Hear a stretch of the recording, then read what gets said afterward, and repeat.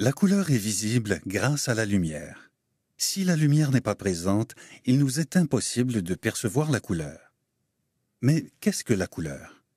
Voici une schématisation de ce qui nous permet de voir la couleur. Tout débute avec la lumière. Au cœur de l'infiniment petit, la lumière est composée d'ondes électromagnétiques.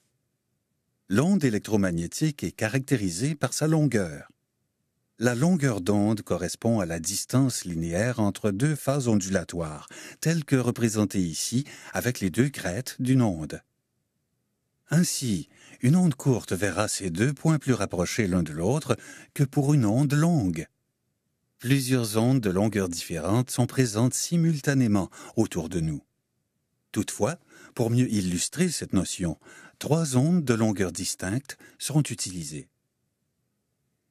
Les ondes se déplacent et rencontrent des objets. Lorsque les ondes frappent l'objet, les molécules à la surface de l'objet interagissent avec les ondes. Certaines ondes sont absorbées alors que d'autres sont réfléchies. Seules les ondes ayant été réfléchies poursuivent leur chemin jusqu'à l'œil humain.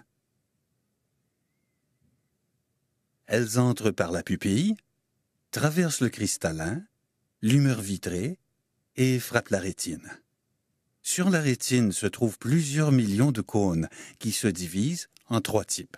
Ce qui distingue les différents types de cônes est leur sensibilité à une gamme particulière de longueurs d'onde. Certains réagissent aux ondes courtes, d'autres aux moyennes et d'autres aux longues. Ici, les ondes sont de longueur moyenne. Ce sont les cônes étant le plus sensibles à cette longueur d'onde qui réagiront de manière plus importante. Les cônes vont transformer les ondes en influx nerveux qui sera transporté jusqu'au cerveau par le nerf optique. Le cerveau interprète l'information et génère une sensation colorée. Les ondes de longueur moyenne sont interprétées comme étant une tonne de vert. Si les ondes parvenant à l'œil sont courtes, les cônes sensibles à cette longueur d'onde vont réagir et la sensation colorée produite donnera une teinte de bleu. Et si les ondes sont longues, c'est une sensation de rouge qui sera produite. Rappelons que ce sont les propriétés spécifiques aux molécules à la surface de l'objet qui permettent à différentes longueurs d'onde d'être réfléchies jusqu'à notre œil, nous permettant de percevoir différentes sensations colorées. Par conséquent, toute une gamme d'ondes entre simultanément dans notre œil. Plusieurs cônes réagiront à différents degrés et le cerveau interprétera ces informations en générant un mélange de sensations colorées. Par exemple, lorsque des ondes courtes et longues parviennent à l'œil et que les deux types de cônes sensibles à ces longueurs d'onde réagissent, le cerveau génère une sensation de magenta. Ainsi, différentes longueurs d'onde produisent différentes sensations colorées. Voilà donc comment il est possible de percevoir différentes teintes. La correspondance entre les longueurs d'onde et les couleurs se retrouve sur ce qu'on appelle le spectre visible. Le spectre visible correspond aux longueurs d'onde perceptibles par l'œil humain, mais il ne s'agit que d'une infime partie des longueurs d'onde possibles. Le spectre visible fait partie du spectre électromagnétique comportant toute une gamme de longueurs d'onde invisibles pour l'œil humain. On y retrouve notamment les rayons X, les rayons ultraviolets, les rayons infrarouges, les micro-ondes et les ondes radio.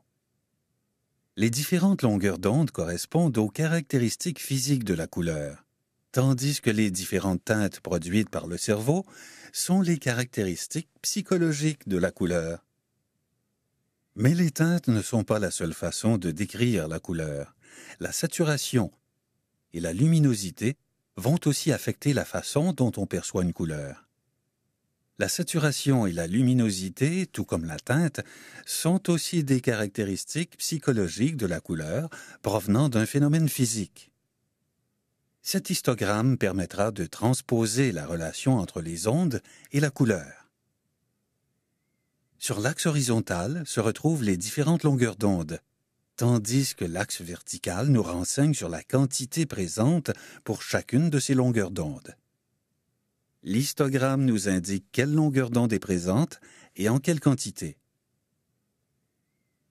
Comme mentionné plus tôt, plusieurs longueurs d'onde sont en fait présentes et réfléchies simultanément. La plupart du temps, les ondes sont présentes en différentes quantités, mais il y a souvent une dominante. La dominante de l'histogramme nous renseigne sur la teinte.